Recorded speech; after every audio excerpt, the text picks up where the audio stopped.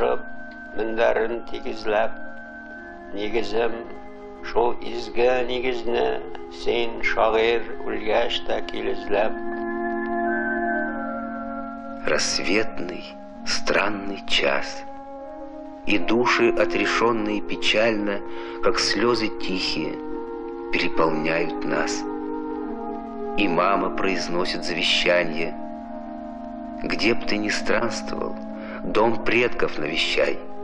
Родной очаг, поля родные и могилы не забывай, не продавай, не разрушай.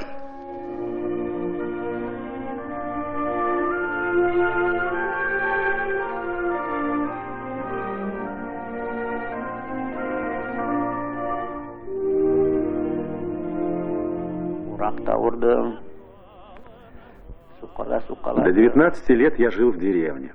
Пахал, сеял, косил сено, убирал картошку. У меня на мизинце осталась пометина от серпа. Отметина как первая строчка стиха. Вся моя биография связана с заказанием. Поэту нужно понять и прочувствовать свою землю, ее дыхание, узнать людей. Если рвется эта связь, он начинает метаться, у него исчезает жизненная опора. Но писателю нельзя и запираться в своей деревне. Ему необходимо ежедневное общение, участие в спорах, проникновение в культуру и традиции других народов. Сбылись желания наяву, я Ленину за то вовеки благодарен, что я татарином по-ленински живу, что всей судьбой я, как всегда, татарин. Я помню последний день 1939 года.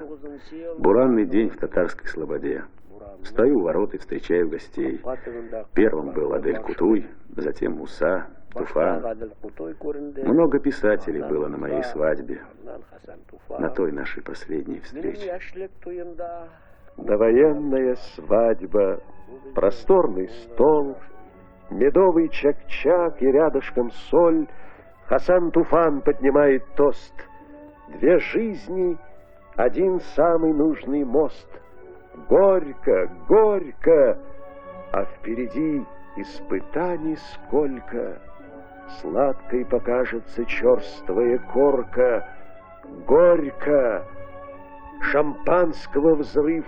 Встает Муса, влюбленным чистые небеса. Горько, горько. Если бы я сказал, что поэт начинает творить, заранее все зная, все взвесив, это было бы неправдой. Он человек чувств. Если мысль, судьба народа, судьба страны — это твоя судьба, становится убеждением поэта, тогда он приобретает жизненную опору. В этом надо равняться на Тукая, Токташа, Туфана. Вот тогда поэт сможет сказать свое слово. Давно мне дорога мечта одна — пожить с полвека без войны кровавой. Зачем меня преследует война? Или на покой я не имею права?